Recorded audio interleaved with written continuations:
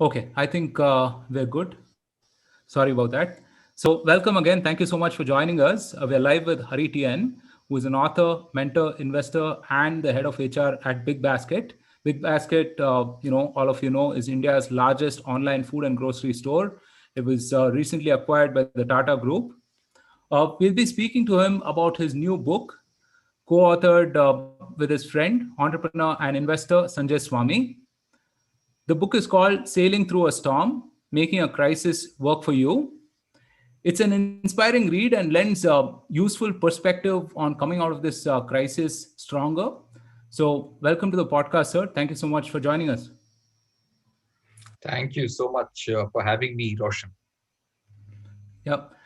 So, for those of you who are listening, we did a podcast in May about building and scaling a people function with Hari, sir. You should definitely check it out.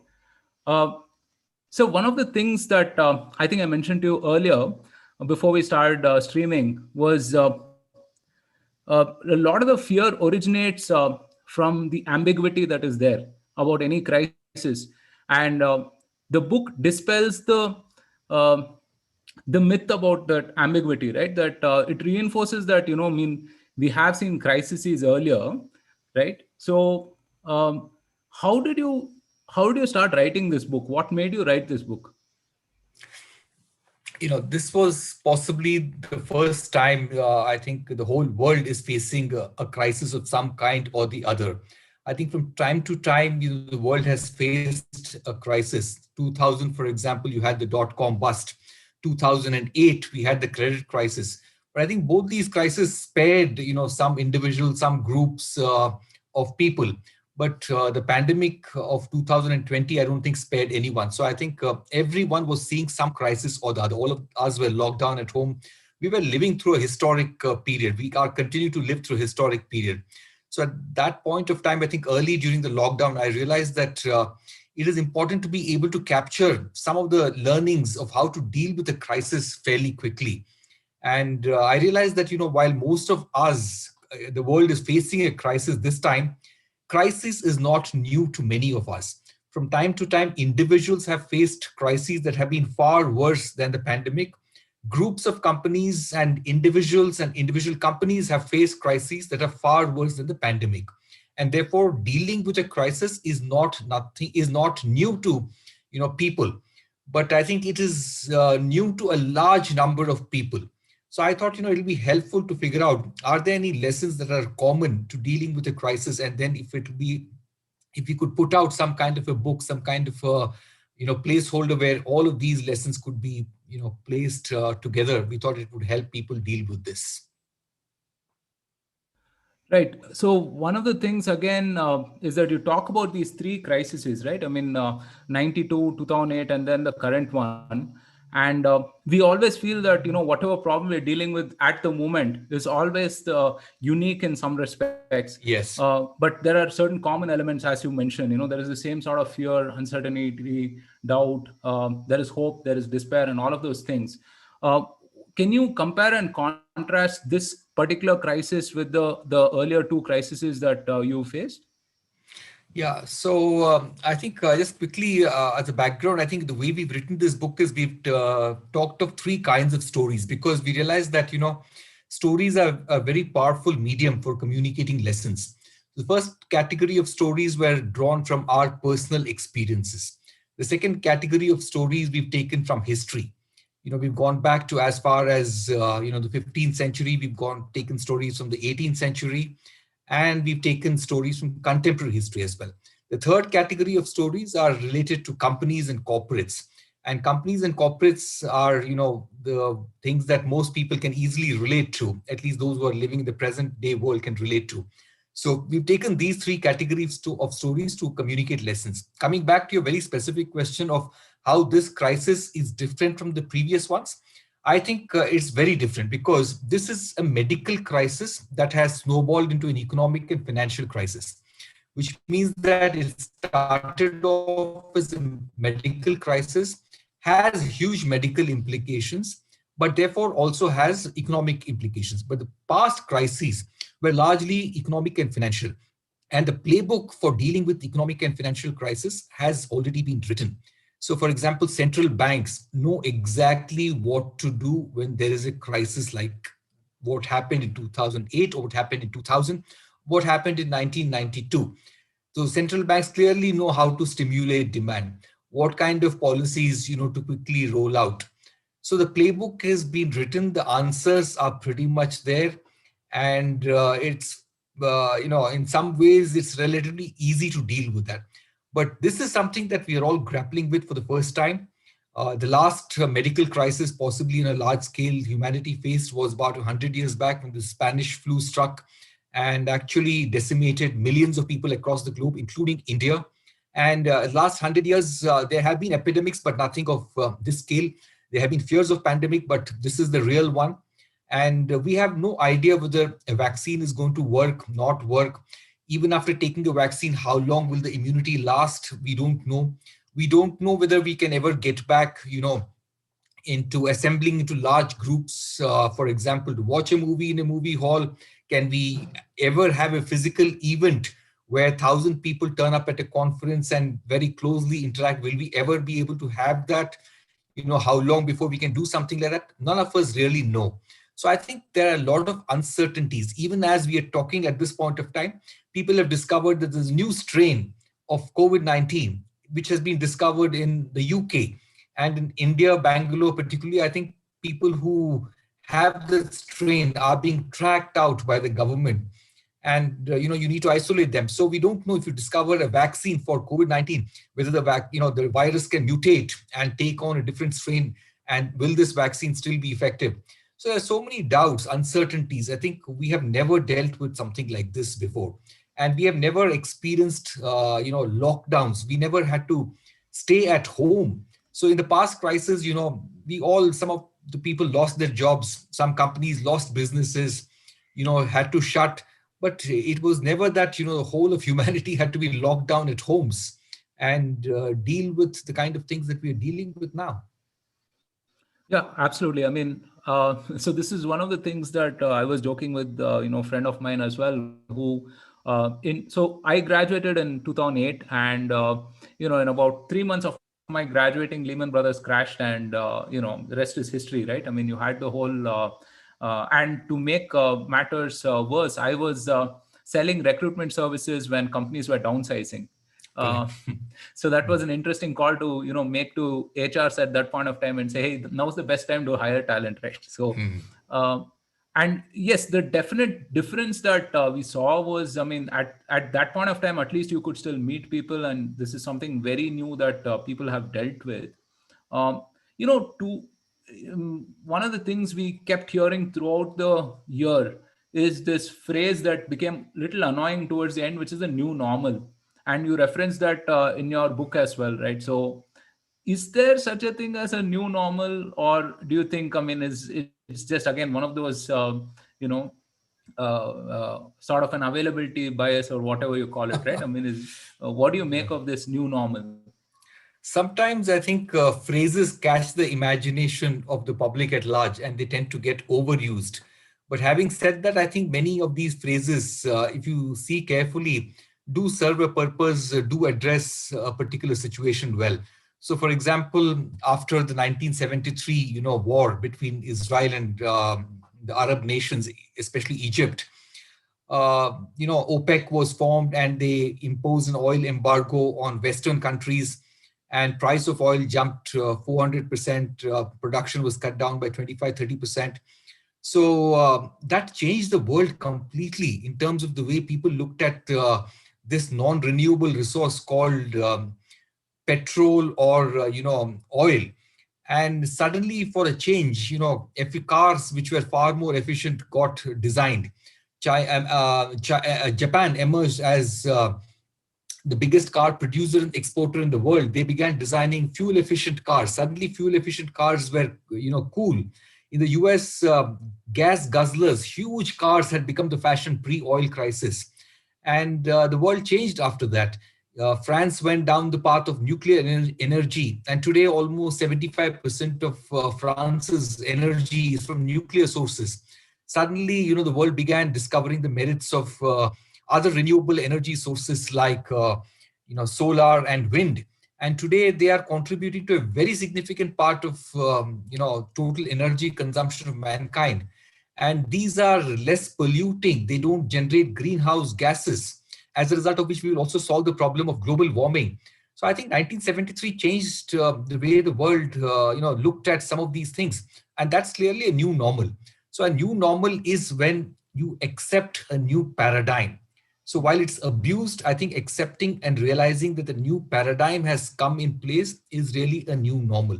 So today, for example, a new normal is recognition of the fact that you don't need to travel or commute for 4 hours, 2 hours in bad traffic just so that you could assemble under one roof and work together.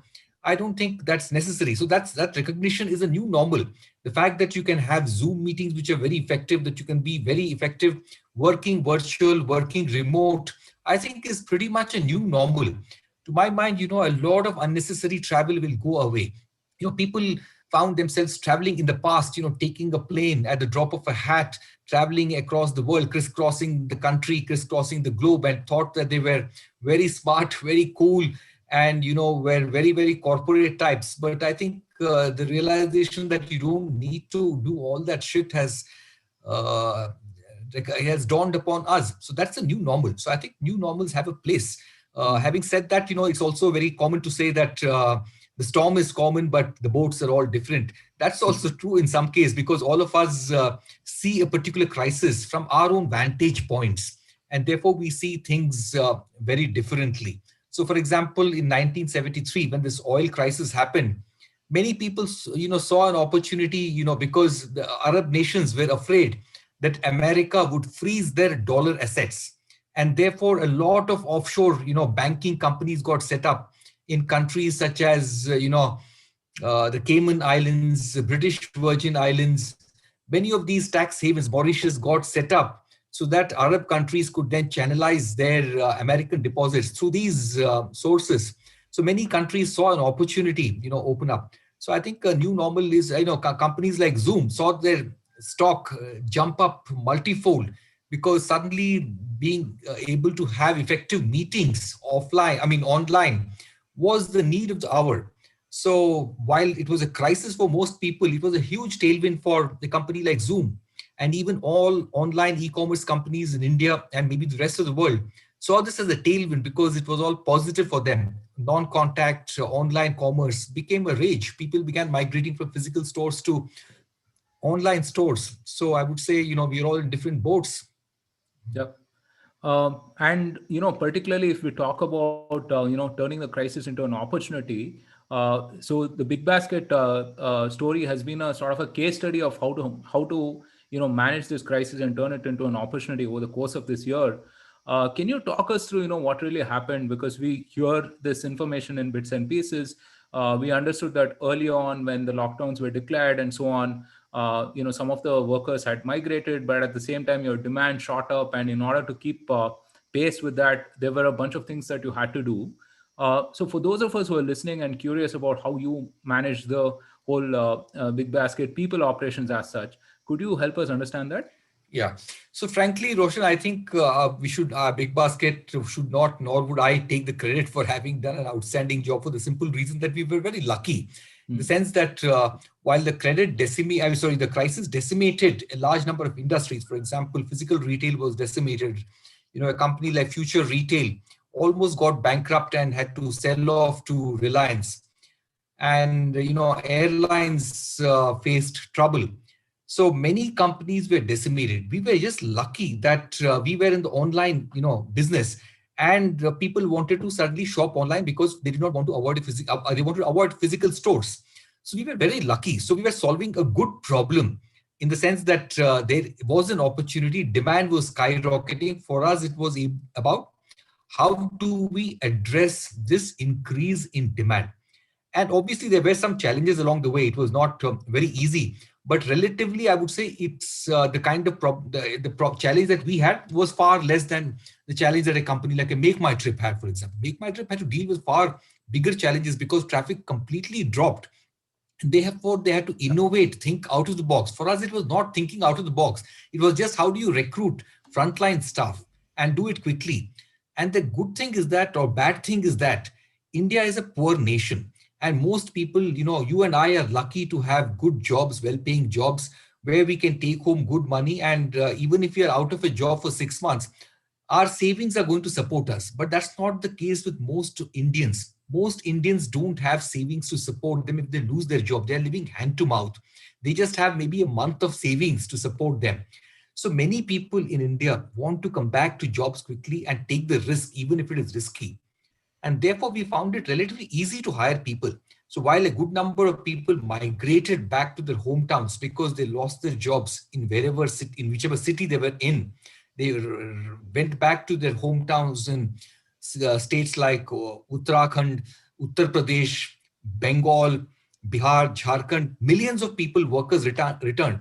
And their story is pretty tragic. I know, I'm sure all of us know what we saw on television about the crisis that all of them faced. Many of them did not even have trains and buses to go back home. They had to trek back, walk back 1,000 miles in hot sun. So we all know their stories. But a lot of locals who were unemployed wanted jobs. And therefore, we began hiring from those sources. And therefore, we were able to get the number of people required. It wasn't easy, but we were helped by the fact that India is an employment hungry nation. Bunch of people who don't have savings, who need to work to put food on the table for their family. So I would say it's not the credit of Big Basket as such, it's just the state of affairs in India that made it so easy for people to come back to work. Right, right.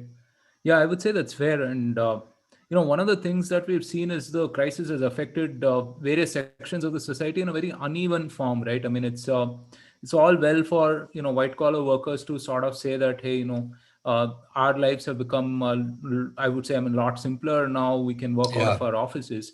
But yeah, I mean, it's not the case with all cross sections of the society. Uh, so let's go back to 89, 90. Right, you know what I'm talking about. I'm talking about when you were with Tata Steel, right, and you had this whole liberalization happen at around that time, and then all the Southeast Asian countries start dumping steel, selling it at way below whatever is the market price at that point of time, and then you are forced to right size, right, which is basically cut down your workforce, and also some of your let's say more people friendly policies, I would say, which are like you get a job for life, and then your children also can get a job, so on and so forth. These kind of things that the Tata culture sort of nurtured, you had to do a revamp or rejig of all of that. Can you take us through that? I know you've spoken about it, Yeah. in our May podcast as well, but I think it's particularly relevant when we're talking about the crisis. So could you take us through that time and what really happened? Yes. So it's interesting, nobody is in business for purely altruistic reasons. Though Yeah. from time to time we hear, people say that the Tatas are very altruistic. But I think J.N. Tata himself said that we are not more altruistic than anybody else or the others. We are just smart about the way we do business. And we realize that long term, what is good for the business may appear to others as altruism. Whereas what we really are doing are the smart things for the long term. So Tata's had for a long time, pre this crisis, had come up with an approach where lifelong employment, guaranteed lifelong employment, and employment for children, and supporting the communities around them was a smart business decision. Because Tatas were operating in Jharkhand, right? Southern part of Bihar those days, and now Jharkhand, very, very backward, extremely backward. And they went to those mineral rich areas, put up a factory where people did not have the basics of life. They did not have 2 square meals a day. So in such an environment, you can't afford to be seen as making a lot of money and being wealthy without supporting the communities around you. If you do that, there will be a revolution. There'll be blood flow. So Right. the startups were smart enough to realize that it's important to support those communities, make them self-sufficient, give them jobs in the factory, guarantee them employment if they worked honestly and sincerely, and give the children also priority in employment. So very smart business policies. But 1991 changed all that because CIS countries, as I mentioned, post-liberalization, were dumping steel at prices that were below our costs, which was dramatic. And therefore, the Tatas realized that, either you shut down the company, which means that nobody has a job, or you right size the company, cut down your costs, and become sustainable, as a result of which a good number of people will still maintain the jobs, but some people will have to pay the price for this. So that's the reality. You know the story of Bhagavad Gita, right? Arjuna was faced with a moral dilemma on the battlefield, whether to fight his own relations or not. And Krishna tells him that this is a moral dilemma you need to deal with, which is you need to balance emotion and reason. While you're deeply emotional and attached to all your relatives, it's also important to be on the right side of things, which is that you need to yourself survive and do the things which are in your own self-interest, self-preservation. So the same, moral dilemma the Tatas faced. In life, all of us face these moral dilemmas, and therefore important to separate reason and emotion. And in fact, one of the chapters in the book is how do you separate reason and emotion? That is really the Bhagavad Gita. The second chapter is Yeah. in corporate stories. We have brought out the essence of the Gita in that chapter. So I think that's what the Tatas did, which is they said, you know what, no more lifelong employment. And they brought in J.J. Irani, who was a different kind of a leader, who was very cut and dry, who was ruthless, who was brutal. At the same time, he had grown up in the Tata way of life, and therefore he had that gentleness and humane touch as well. So he changed the narrative from lifelong employment to employment as long as you are performing, employment based on merit, progression in your career based on merit. And he communicated these messages, whether it was inaugurating a blast furnace inside the steel works or inaugurating a maternity ward at the Tata main hospital. At every single forum, he just kept hammering home this same message. So very quickly, the paradigm changed. People accepted that, this world is no longer the same as it used to be. We have to all accept it. Otherwise, we are going to perish. The unions accepted it. So I think that was just the amazing part, which is that he realized that it's important to beat that message every day in every forum. Only then will you be able to change the attitude of people who were rooted in a different paradigm altogether. Right. So one of the chapters that Sanjay talks about, as well as, he talks about messaging precisely, right? So he talks about meeting this elderly gentleman on a flight. He calls him Sam, and says that, they're talking about the Gulf War, and the person says that, it doesn't matter who starts the war, but it matters who finishes it, or who fires the last bullet as such. And he segues into how messaging and narrative building is important.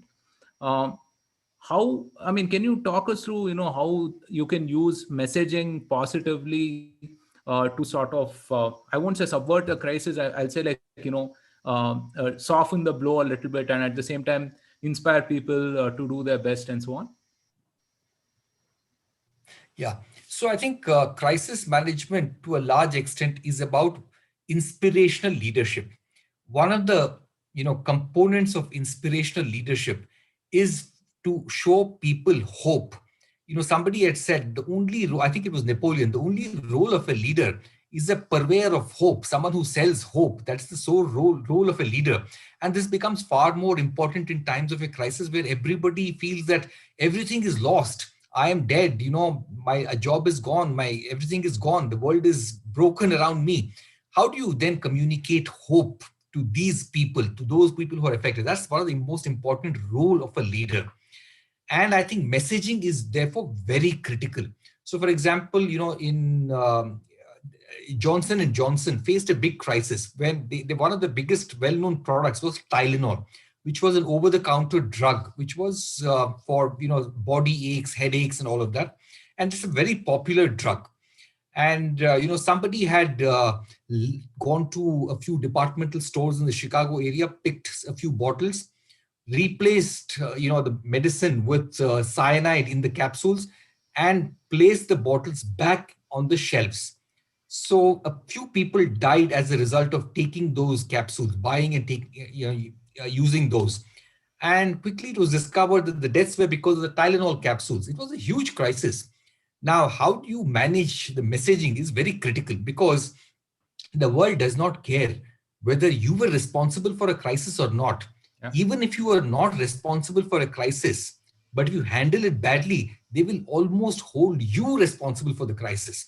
So irrespective of whether you are the cause of the crisis or not, how you handle it post the crisis erupting is really going to determine whether how sympathetic people are going to be for you. Therefore, it's important to control the narrative, to control the messaging. And in all these cases, it's very important, therefore, to be honest, to be transparent, to be upfront, to not be in a denial mode, not to get defensive, not to blame others. So these are all very, simple principles. And therefore, the principle of be honest is always going to work. The moment if you say things which show that you are defensive, then they come back to you very hard. People come back very hard at you. So it's important to be very transparent, saying that, yes, I think some things have happened. We are completely investigating. We are cooperating with authorities, and be very, very open about this. Sometimes if you shut yourself and, you think, I don't know what to say, how to say it, saying something might be cause more damage, then it could cause you trouble, because the media does not care whether you participate in a story or not. The media will go ahead with the story even if you don't participate. And therefore, they will go ahead with their version of the story. So it's important for you to participate in whichever way you want. If you can't say a few things, don't say a few things. But say it that you can't say this at this point of time because you still don't know yourself. So just very honestly participate in the conversation. So that's very important. So I think, the narrative and messaging is extremely important. Even in case of job losses, the way you message it is very critical. It will determine how people, take the messaging. So for example, if there are 100 people and you're laying off 10 people, you want the remaining 90 to be very positive, right? You don't want the remaining 90 to be demotivated and to be angry with the company. So the way you message the departure of these 10 people, not only with those 10 people, but the remaining 90 people, will determine whether those 90 people are going to be loyal to you, are going to work for you with a lot of enthusiasm, are going to feel inspired, motivated, or are they going to feel upset with you? So messaging is very critical. It's make or break. Yeah, absolutely. And I think in these situations, people tend to value sincerity over anything else. And one of the things that I happen to read in this book called Alchemy by Rory Sutherland is he talks about this strange dichotomy of customers having faced a service issue which is resolved successfully, having a higher NPS and higher satisfaction scores than someone who did not have any issue, right? Correct. Very true. So yeah, so that is definitely something interesting. What are some other leadership traits that you see in during a crisis? Because oftentimes we hear that there is a wartime CEO Yeah. and then there's a peacetime CEO, right? Right, right. So what is the classic traits of a wartime CEO? See, I think a wartime CEO, I don't know wartime or peacetime, but let me just say good leadership traits for a crisis. So I think first one is really about the difference between knowing and doing. So a lot of people understand something, but very few people are able to do something based on that.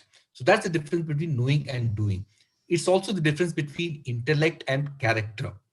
Intellect is in being able to understand patterns, spot patterns. Intellect is in being able to understand interconnections well, but character is in being able to do something about it.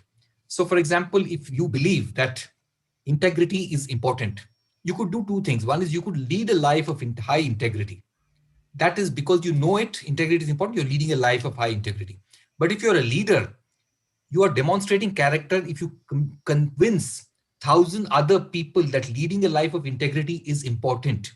And if you can convince your company that integrity should be a value that we all live by, then you're demonstrating character. So character requires courage because it requires you to go out and convince those 1,000 people that integrity is important. Character, for example, I'll take a real life example. So for example, in during the 2008 crisis, everyone knew that there was a housing bubble. Many people actually knew that there was a housing bubble that had built up and that the valuations that were pretty much unsustainable. But there was one hedge fund manager called John Paulson who took a bet against the housing market based on that knowledge. He bet his farm and house on it. He bet $1 billion and actually made a profit of almost $12 billion. And the challenge is that he could have lost all the $1 billion because the markets can remain irrational for longer than you can remain solvent, as Keynes Solvent. had Yeah. said. So therefore, he could have lost all that $1 billion, but he realized that let me take this bet because I'm sure that the housing market is overvalued. It's a matter of time before it collapses, and I am hoping to make that money before it collapses. And markets eventually collapse, and that's how he made his money. That's the difference between character and intellect. Raghuram Rajan knew, many others knew that the bubble was there, but none of them did anything about it, excepting someone like John Paulson. Similarly, Warren Buffett, knew that and he acted on it. So, you had Lehman Brothers collapsing, as you said. It was a historic collapse. Nobody ever believed $640 billion in assets collapsed. And nobody at that point of time wanted to touch an iBank. But Warren Buffett came in and invested $5 billion in Goldman Sachs. And he invested it when the Goldman Sachs was falling. It had fallen to less than half the price, pre-crisis. So he invested $5 billion in a falling market. That is character. And he made a huge amount of money. He made a huge fortune by this smart investment. So the first leadership trait, I think, is the difference between knowing and doing, which I call intellect and character. The second one I would say is, leadership, that trait that brings in a combination of feminine and masculine leadership traits. A lot of the crisis, you think about it hard. Historically, any crisis in this world, whether it was a war, whether it was a financial crisis, whether it was a pandemic, think very carefully and you will find that the cause of a crisis was unbridled masculine ambition, masculine greed, and masculine need for power, nothing else. Just think about it carefully. These are the three things which have caused any single crisis.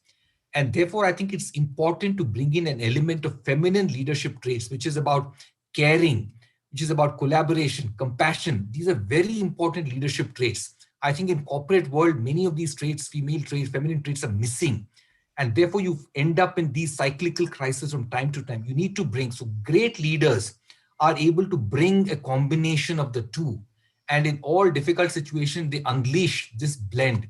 I talked of Akbar, the Great, in the book, where the difference between him and Aurangzeb are stark. Akbar was illiterate. Many other great kings of medieval India were illiterate. Shivaji was illiterate. Krishnadevaraya was illiterate, but some of the greatest emperors in India.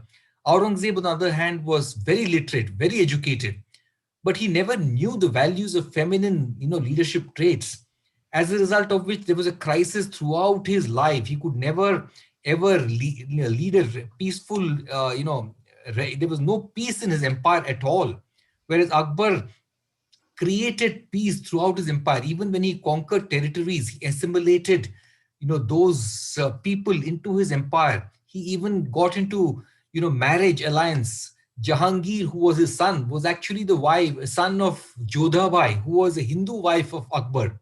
And Jodhabai was his first queen.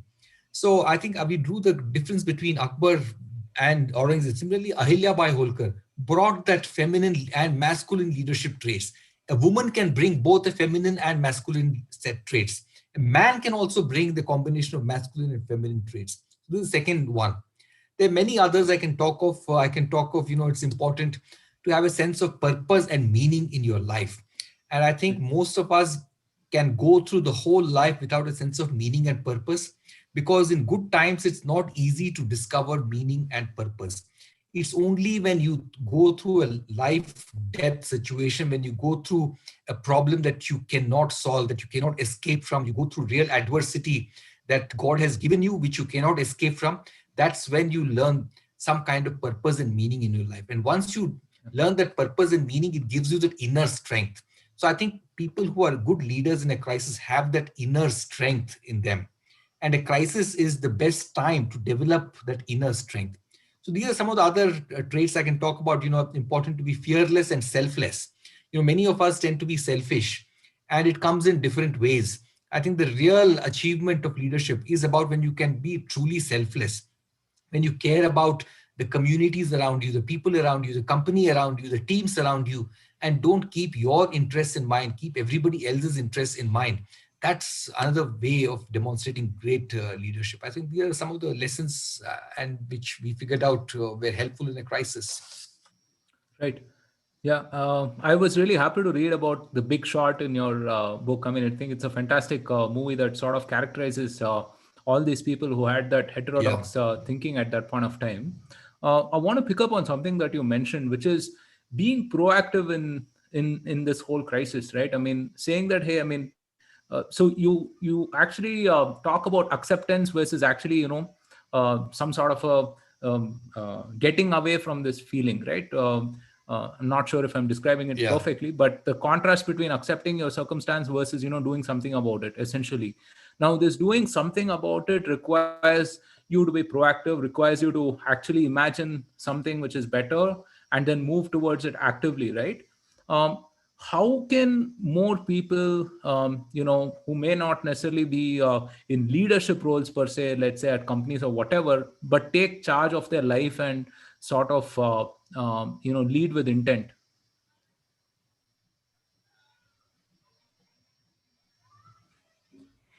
So I think acceptance is the first step towards really got to do with a crisis, or it's got nothing to do with leadership. I think it applies to each one of us. So I think, there's something called self-awareness. I think it was Samuel Johnson, the famous British, writer, sometime had said something like, the funniest part, absurd conduct that all of us demonstrate from time to time is because we want to imitate somebody who we cannot resemble. So self awareness is accepting ourselves for who we are, which is that if we have a certain set of weaknesses, it's important to acknowledge and accept those weaknesses. So people who demonstrate good self awareness are largely those who understand themselves well and who have accepted themselves for who they are. They love themselves for who they are. If they are not good at problem solving, they accept I'm not good at problem solving. If they're not good at building relationships with people, they accept that I'm not good at building relationships with people. If you don't accept it, then you will do absurd things and you will never be able to solve a problem. So at the starting point is acceptance. So I think if you accept something, then you are able to figure out what are the ways, in which you can solve it. And this applies for individuals, as I said. Even if there's no crisis, it applies to individuals if there's a crisis, and it applies to companies also. So I think, let's say if you are an individual, I talked of if you accept yourself for who you are, then you are able to get along with the world better. The world will love you, because if you are saying, I don't understand, for example, solving problems well, can I get some help? The world will love you for it. And similarly, if you are also accepting, for example, if you lost a job, one thing is that you can keep on feeling bad that the company fired you. You can keep a grouse against the company. You can be upset, angry with the company or your boss. But if you accept it, that yes, the reality is that under the current circumstances, my skills are not valued by my company, and hence I have been fired, or I have been overpaid and the company does not need me, and therefore I've been fired. For whatever reason, I have been fired. So if you accept it, then you will figure out what is the way of solving that. So, for example, if you accept that I have been overpaid for my job, I know, many of us actually are overpaid because we sometimes switch from one job to the other based on demand supply. And sometimes companies are desperate to hire and we get very high salaries. And many times we get salaries which we do not deserve based on our skills. And many more competent people are less paid. But sometimes that company figures out in bad times that we are overpaid. So they will fire us. So if we accept that, then we'll figure out, how to deal with life going forward. What are the new skills I should develop? How should I negotiate my salary differently going forward? What behavioral changes I should demonstrate going forward? Some of those lessons you will learn. So I think acceptance is the first step. And then if you can accept it well, then I think you have the potential to do something about it. Right. Yeah, one of my favorite parts in the book is where you talk about Pushpalata, right, who is a sex worker, and then she joins an NGO and she makes, she reforms plenty of things, right? So, uh, yeah, and how she's born into adversity, but makes the best out of it and strives to achieve better. Uh, so, typically when we are talking about being better and managing this crisis and everything, there's a one can't help but associate a professional sort of a motive to all of this, right? We want to be better at work and so on and so forth. But then, of course, there is an entire personal life which we often ignore, and this year, I think there's been a it's safe to say that everyone has had some sort of a psychological stress, whether it's back to back calls or having to balance their family versus the work in very very close quarters. How do you sort of reconcile with that, managing your personal life as well as you are trying to get better at work? So, if I understood your question correctly, I think the last couple of sentences were, how do you manage your personal life also as Yeah, you're in a getting crisis. better at Yeah. in a crisis? Yeah. So, I think a crisis can affect your personal life. A crisis can affect your work life, and sometimes by affecting your work life, it has also affected your personal life. Because if you lose your job, then your personal life also has been impacted in a big way. So I think the two are in many ways interrelated. So I think there are many ways in which you should manage your personal life. One is, of course, as I told you, acceptance is the first step towards finding an answer. And I think another way of dealing with a personal thing is like people like Pushpalata, for example, right? So they realize that she's a sex worker, and the fact I can continue to remain what I am, or the fact that, you know what, I can do something that can help the lives of the 15,000 other sex workers in Bangalore. So I think deep desire to do something is also an important component of managing your personal life. The other thing is that there are two ways in which you can approach life. One is things are not in my control at all. There's nothing in my control. Everything has affected me, and I'm a victim. The other thing way of approaching life is I'm not a victim. I have things which are in my control, and I will do whatever I can do in my control. There's a very famous prayer which I had heard in childhood, which is something like, I don't remember exactly, God, give me the courage to change the things I can, the equanimity to accept the things I cannot change, and the wisdom to know the difference. So I think if you really realize that whatever you can change, you should try and change those. And I think good people, smart people, resilient people are those who believe that their circle of influence is quite big, which means that they will not blame others, but they will see what is it that I can do to change my life. Take a real example. Suddenly after the lockdown, I heard some people complaining that, you know what, there is no difference now between work and home, because work has crept into my home. People call me any time of the day or night, and I end up working. In the past, I used to come home from office, I used to forget everything about the office once I'm at home. But now everything, the office occupies my mind 24/7. These are people who had not even lost their jobs, and they were complaining about such silly things. Imagine those millions of people who lost their jobs, could not have money to feed their families, the migrant workers walking back 1,000 kilometers, 1,000 miles in the hot sun.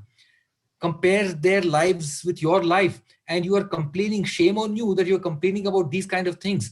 You can so easily fix these things, no? If people are calling you during lunchtime, you can just block that time between 1 to 2 as lunch, and say nobody should call you. Just set expectations with your stakeholders, with your team, with your manager, everybody, and tell them between 9 to 12, or 8 to 10, I'm going to be busy with my household work, so don't ever call me. Block that on your calendar.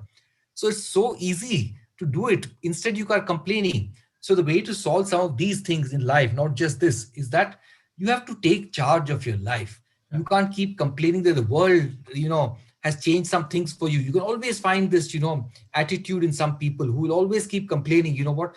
Things are no longer. Every event, every scenario is used as a source of complaining. That things are not happening like this. It used to be like this. Life was better in the office. I used to, I didn't. But now, remember, you're not commuting 2 hours every day, 10 hours of time you're saving. So when people go to office, they will complain about traffic. When people are sitting at home, they will complain about not going through traffic. So that's an attitude, I think. So you need to realize that things are in your control, and whatever is in your control, you fix it. And whatever is not truly in your control, be very cool about it. Take it philosophically. Right. Yeah.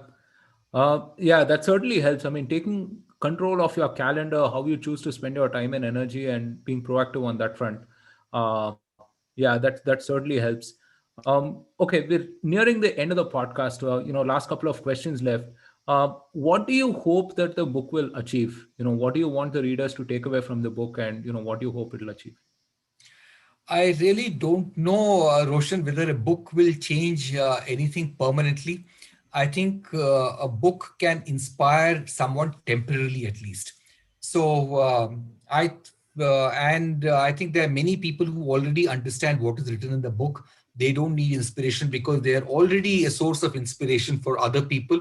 But for some people who, from time to time, may want a little bit of inspiration by listening to the stories of people and looking for some practical tips, practical insights, we have provided some of those practical tips, learnings from history, so that from time to time, when they face questions like these, then they are able to resolve. For example, moral dilemma is something that we have all faced at some point of time or the other.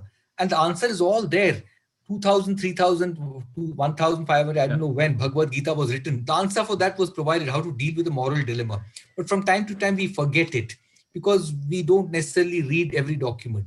So this book will again remind people that there's something called managing your being rational on the one hand and being emotional. So it reinforces some of those very old lessons, masculine and feminine leadership traits, a blend. Who said it's new? Of course, it's not new at all. We are saying nothing new in this book. We are saying things which have been told many times, in the past, in history. We're just bringing them all together, a few things together, so that it inspires a few individuals. That's all. Right. So you mentioned, people have inspired you. Who has inspired you this year? Who have you learned particularly from this year, and any stories from this year that you take as inspiration? I feel inspired by many people, Roshan. In fact, one of the things that I enjoy doing the most is talking to interesting people. And I think what this pandemic has allowed me is to talk to interesting people, because pre-pandemic, I believed, and many people believe, that the only way for you to exchange views is to physically meet the other person. Now, and therefore that limited the number of people you could meet. But this time, I think in the last 9 months, I have met many interesting people, met many amazing people, and heard a lot of wonderful stories, inspirational stories. And there, I can't even count the number of people I have. So, for example, recently I was approached by Samina Bano. She's a young lady from Uttar Pradesh, lives in Lucknow, and she had all the difficulties in life. Born into a Muslim family, education not very easy. She would have got married very early, but she studied very hard. She did studied at IIM Bangalore, worked for Deloitte, lived in the US, came back to India, and is now given up all the cushy things of life and solving the problem of poor children's education. So she's fighting for the right to education, RTE. She's fighting the education mafia. It's not easy to fight the education mafia, or any mafia for that matter. Right? Her life is under threat, and she felt inspired by this book and she wanted to interview me. So such a nice thing. I met somebody from who's living in Estonia, a lady who lives in Estonia. I saw her posts, and by today the internet allows you to understand people just by reading what they are writing. So I met her on the net, we spoke, we exchanged, she became an enduring friend. So I met a lot of people who are very, very inspiring. This Right. pandemic allowed me to meet them. Fantastic. So that's a great note to end the podcast on, sir. Thank you so much for writing this book. Certainly a wonderful book and very inspiring book as well. For those of you listening, do check out this book. It's really fascinating. And also it's a very short read, 1 or 2 sittings. I think you can finish this. A lot of very good lessons in there and stories as well. Um, as I think we have discussed, as much as this crisis is unique, there are certain things that you can definitely learn from history, and that is something that comes to bear when you read this book. So thank you so much, sir. Any final comments? No, nothing. Thank you for having me, Roshan. It was fun. Right. Thank you so much, sir. All right. Thank Thanks. you, everyone. Bye. Take care. Bye.